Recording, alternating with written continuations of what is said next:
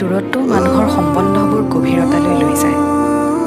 সদায় কল্পনাৰ মাজত জীয়াই থকা জীয়া বাস্তৱবোৰেও নিজৰ বাট বিচাৰি লয়। আপোনাৰ জীৱনতো বাৰু এনে ঘটনা ঘটিছে নেকি? অকল যুক্তিৰ মাজতে জীৱন আবদ্ধ নহয়, মান অভিমানৰ মাজতে কেতিয়াবা জীৱনেও সঁচা বাট বিচাৰি লয়।